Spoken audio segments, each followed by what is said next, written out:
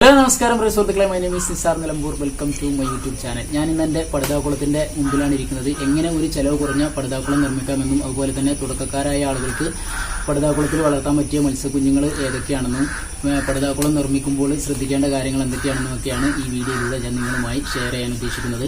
അതിനു മുമ്പ് നിങ്ങൾ ആദ്യമായിട്ടാണ് എൻ്റെ ചാനൽ കാണുന്നതെങ്കിൽ ചാനൽ സബ്സ്ക്രൈബ് ചെയ്യുക, തൊട്ടടുത്തുള്ള ബെല്ലൈക്കൺ അമർത്തി നോട്ടിഫിക്കേഷൻ എനേബിൾ ചെയ്യുക.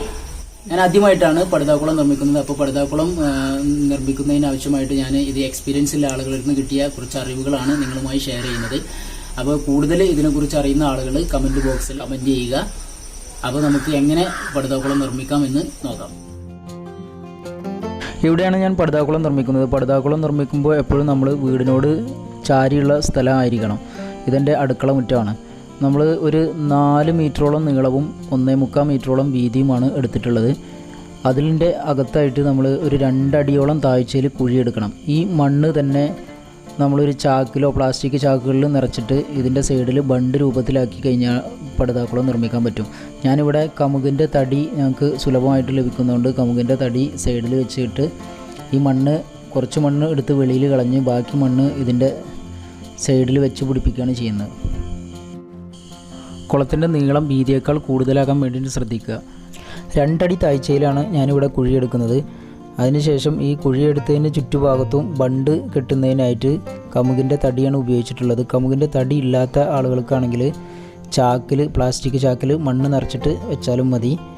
അങ്ങനെ ഒരു ഒരടിയോളം നിരപ്പ് നിന്നും, അതായത് മണ്ണിൻ്റെ ലെവലിൽ നിന്നും 1 അടി മുകളിലേക്കും 2 അടി താഴേക്കുമായിട്ട് 1 മീറ്റർ താഴ്ച കിട്ടും മൊത്തം കുളത്തിന്. നല്ല വായുസഞ്ചാരമൊക്കെയുള്ള ഓപ്പണായിട്ടുള്ള സ്ഥലങ്ങൾ തിരഞ്ഞെടുക്കുന്നതാണ് നല്ലത്. ഇപ്പോൾ നമ്മുടെ കുളത്തിൻ്റെ കുഴിയെടുക്കുന്ന പ്രോസസ്സ് ഏകദേശം കംപ്ലീറ്റ് ആയിട്ടിരിക്കുകയാണ്. ഇതിൻ്റെ 4 ഭാഗത്തും നമ്മൾ കമുകിൻ്റെ തടി വെച്ചിട്ട് താഴെ നിന്നും കുഴിച്ചെടുത്ത മണ്ണ് അതിൽ വെച്ചിട്ട് ഒരു ബണ്ട് രൂപത്തിലാക്കിയിട്ടുണ്ട്. അതിൻ്റെ ഒരു സൈഡിൽ ഞാൻ കുറച്ച് സിമെൻറ്റ് ബ്രിക്സും വെച്ചിട്ടുണ്ട്. ഇനി ഇതിൻ്റെ അകത്തുള്ള കല്ലും തള്ളി നിൽക്കുന്ന കല്ലിൻ്റെ ഭാഗങ്ങളൊക്കെ നമ്മൾ എടുത്തിട്ട് വെളിയിൽ കളയണം. അല്ലെങ്കിൽ നമ്മൾ പ്ലാസ്റ്റിക് വിരിക്കുന്ന സമയത്ത് അതിൽ തട്ടിയിട്ട് പോറലേൽക്കാൻ സാധ്യതയുണ്ട്. ഇനി നമ്മൾ ഈ കുഴിച്ച കുഴിയുടെ മധ്യഭാഗത്തായിട്ട് നമ്മളുണ്ടാക്കിയ ഫിഷ് ടാങ്കിൻ്റെ മധ്യഭാഗത്തായിട്ട് നമ്മൾ ചെറിയ ഒരു കുഴി എടുക്കണം. ഈ ചെറിയ കുഴി എടുക്കുന്നത് എന്തിനാണെന്ന് വെച്ച് കഴിഞ്ഞാൽ 4 ഭാഗത്തുനിന്നും ഈ കുഴിയിലേക്ക് നമ്മളൊരു ചെരിവ് ആക്കി വെക്കണം. അങ്ങനെ ചെയ്ത് കഴിഞ്ഞാൽ ഈ കുളത്തിലുണ്ടാകുന്ന വേസ്റ്റും കുളം ക്ലീൻ ചെയ്യുന്ന സമയത്തൊക്കെ നമുക്ക് എല്ലാ ഭാഗത്തു നിന്നുള്ള വേസ്റ്റ് ഈ കുഴിയിൽ വന്ന് അടിയാൻ സാധ്യതയുണ്ട്. അപ്പോൾ അത് ക്ലീൻ ചെയ്യുന്ന സമയത്ത് നമുക്ക് ഉപകാരപ്പെടും. ഇനി ഇതിൽ പടുത വിരിക്കുന്നതിന് മുമ്പായിട്ട് നമ്മൾ പടുതയുടെ അളവ് എത്രയാണെന്ന് നോക്കണം. അത് പുറത്തേക്ക് കവിഞ്ഞ് നിൽക്കുന്നതിനായിട്ട് നമ്മളൊരു നൂല് വെച്ചിട്ട് ഇതിൻ്റെ അകത്തൂടെ ഇതേപോലെ അളന്നെടുക്കുകയാണെങ്കിൽ നമുക്ക് പടുത ഷീറ്റ് എത്ര വാങ്ങേണ്ടതെന്നുള്ള അളവ് നമുക്ക് കിട്ടും. അതിന് മുമ്പ് ഇപ്പോൾ ഷീറ്റ് വിരിക്കുന്നതിന് മുമ്പായിട്ട് നമ്മൾ പ്ലാസ്റ്റിക്കിൻ്റെ ചാക്ക് ഇതേപോലെ ഇതിൽ നിരത്തി വെക്കണം. ചാക്കിന് പകരം മറ്റെന്തെങ്കിലും വെച്ചാലും മതി. പ്ലാസ്റ്റിക്കിൻ്റെ ചാക്കാകാൻ പ്രത്യേകം ശ്രദ്ധിക്കണം, അല്ലെങ്കിൽ ചെതൽ വന്നു പോകും. ഇത് 120 GSMൻ്റെ ഒരു ടാർപോളിൻ ഷീറ്റാണ് ഞാനിവിടെ ഉപയോഗിച്ചിട്ടുള്ളത്. 1500 മുതൽ 1700 രൂപ വരെയാണ് ഇതിൻ്റെ വില. പല സ്ഥലങ്ങളിലും വിലക്ക് മാറ്റം ഉണ്ടാകാൻ സാധ്യതയുണ്ട്. ഇതാണ് നമുക്ക് ആകെ വരുന്നൊരു ചിലവ് പടുത വാങ്ങുമ്പോൾ. പടുത വാങ്ങുമ്പോൾ 200 GSMൻ്റെ ടാർപോളിൻ ഷീറ്റാണ് എല്ലാവരും റിക്വസ്റ്റ് ചെയ്യുന്നത്. പക്ഷേ 120 GSMൻ്റെ 90 GSMൻ്റെ ടാർപോളിൻ ഷീറ്റ് ഉപയോഗിച്ചിട്ടും ഇവിടെ മത്സ്യം വളർത്തുന്ന ആളുകളെ നമുക്കറിയാം. അതുകൊണ്ടാണ് ഈ ഷീറ്റ് 120 GSMൻ്റെ ഷീറ്റ് വാങ്ങിയിട്ടുള്ളത്. അതുപോലെ നിങ്ങൾക്ക് ഫ്ലെക്സ് ഷീറ്റ് കിട്ടുകയാണെങ്കിൽ അത് വാങ്ങിയാലും മതി. ഇനി ഇതിൽ വിരിച്ചതിന് ശേഷം ആദ്യം നമ്മൾ കുറച്ച് വെള്ളം ഒഴിച്ചിട്ട് ഇതിൻ്റെ ചുളിവൊക്കെ നീറ്റാക്കിയതിന് ശേഷം ആണ് നമ്മൾ പുറത്തേക്ക് വലിച്ചു കെട്ടുന്നത്. ആദ്യം ഒരു ടാങ്ക് വെള്ളം അടിച്ചതിന് ശേഷം നമ്മൾ ഈ ഒരു ടാങ്ക് വെള്ളം ഇത് കഴുകി കളയേണ്ടതുണ്ട്. ഈ ടാർപോളിൻ ഷീറ്റിൽ ഒരു കെമിക്കൽ ഉണ്ടാവും. അപ്പോൾ അത് കളയാൻ വേണ്ടിയിട്ട് നമ്മൾ ആദ്യം അടിച്ച വെള്ളം കംപ്ലീറ്റ് ക്ലീൻ ചെയ്ത് പുറത്ത് കളഞ്ഞതിന് ശേഷം രണ്ടാമത് ഒരു ടാങ്ക് വെള്ളം അടിച്ചതിന് ശേഷം വെള്ളത്തിൻ്റെ pH ഒക്കെ ടെസ്റ്റ് ചെയ്തതിന് ശേഷമാണ് നമ്മൾ മത്സ്യക്കുഞ്ഞുങ്ങളെ ഇതിലേക്ക് ഇടുന്നത്.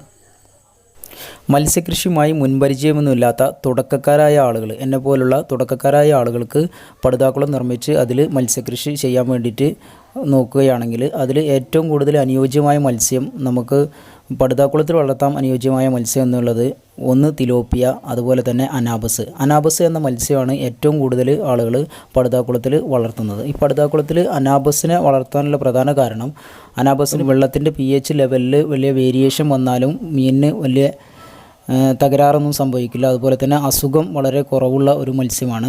കുറഞ്ഞ വെള്ളത്തിൻ്റെ സാന്നിധ്യം ഉണ്ടെങ്കിൽ തന്നെ മത്സ്യം ചത്തുപോകാതെ ഒരുപാട് സമയം നിൽക്കാനുള്ള കഴിവുള്ള ഒരു മത്സ്യമാണ് അനാബസ്. അനാബസ് കൃഷി ചെയ്യുമ്പോൾ നല്ല രീതിയിൽ വല നമ്മൾ മേലെ കെട്ടിക്കൊടുക്കണം, അല്ലെങ്കിൽ ഈ മത്സ്യം ചാടി വെളിയിൽ പോകാൻ സാധ്യതയുണ്ട്.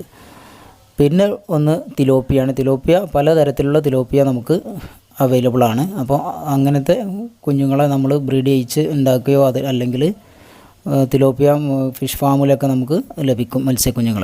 അപ്പോൾ ഈ സമയത്ത് മത്സ്യക്കുഞ്ഞുങ്ങളെ ലഭിക്കാൻ കുറച്ച് പ്രയാസമാണ്.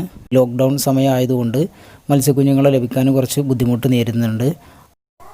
പടുതാക്കുളത്തിൽ ഒരേ പ്രായത്തിലുള്ള മത്സ്യങ്ങളെ, പലതരത്തിലുള്ള മത്സ്യങ്ങളാണെങ്കിലും ഒരേ പ്രായത്തിലുള്ളവ നിക്ഷേപിക്കാൻ വേണ്ടിയിട്ട് ശ്രദ്ധിക്കുക, അല്ലെങ്കിൽ മത്സ്യങ്ങൾ ചത്തുപോകാൻ സാധ്യതയുണ്ട്. ചുരുങ്ങിയത് 1 സെൻറ്റിൽ കുറയാത്ത പടുതാക്കുളത്തിന് 40% വരെ സുഭിക്ഷ കേരളം പദ്ധതിയിൽ ഉൾപ്പെടുത്തിക്കൊണ്ട് നിങ്ങൾക്ക് സബ്സിഡി ലഭിക്കുന്നതാണ്.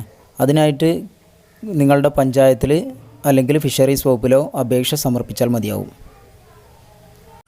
മത്സ്യക്കുഞ്ഞുങ്ങളെ കുളത്തിൽ നിക്ഷേപിക്കുന്നതിന് മുമ്പ് വെള്ളത്തിൻ്റെ pH ചെക്ക് ചെയ്യണം. pH കുറവാണെങ്കിൽ നമ്മൾ കുമ്മായം കലക്കിയിട്ട് അതിൻ്റെ തെളി എടുത്തിട്ട് പാട്ടയിൽ കുളത്തിൽ ഒഴിച്ചു കൊടുക്കണം. എന്നാൽ pH ലെവല് ഉയർന്നു കിട്ടും.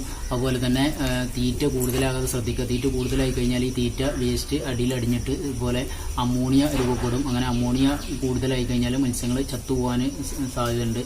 അതുപോലെ തന്നെ മീനിനെ ഇടുന്നതിന് മുമ്പായിട്ട് നമ്മൾ ചാണകവെള്ളം, സാധാരണ നമ്മുടെ ചാണകവെള്ളം കലക്കിയിട്ട് അതിൻ്റെ തെളി ഇതിൽ ഒഴിച്ചു കൊടുക്കുകയാണെങ്കിൽ ഇതിൽ കൂത്താടികളൊക്കെ ഉണ്ടാകാൻ സാധ്യതയുണ്ട്. പിന്നെ അതേപോലെ അത് മീനുകൾക്ക് ഭക്ഷണമാവും. വെള്ളത്തിൻ്റെ pH ലെവൽ കൂട്ടാനും വേണ്ടിയിട്ട് നമുക്ക് ചാണകവെള്ളം ഉപയോഗിക്കാം. വെള്ളം കലക്കി വെച്ചതിന് ശേഷം അതിൻ്റെ തെളി കുളത്തിലൊഴിച്ച് കൊടുത്തു കഴിഞ്ഞാൽ pH ലെവൽ കൂടും. ഇടയ്ക്കിടയ്ക്ക് pH ചെക്ക് ചെയ്യുന്നത് നന്നായിരിക്കും. pH ചെക്ക് ചെയ്യുന്നതിൻ്റെ ഒരു കിറ്റ് നമുക്ക് വാങ്ങാൻ കിട്ടും. 200 രൂപ മാർക്കറ്റിൽ വിലയുള്ളൂ. കൂട്ടുകാർക്ക് വീഡിയോ ഇഷ്ടപ്പെട്ടാൽ ഷെയർ ചെയ്യുക, ലൈക്ക് ചെയ്യുക, കമൻറ്റ് ചെയ്യുക. അതുപോലെ തന്നെ എൻ്റെ ചാനൽ ആദ്യമായിട്ടാണ് കാണുന്നതെങ്കിൽ സബ്സ്ക്രൈബ് ചെയ്യുക. അപ്പോൾ അടുത്തൊരു വീഡിയോയുമായി വീണ്ടും കാണുന്നതുവരെ ഗുഡ് ബൈ.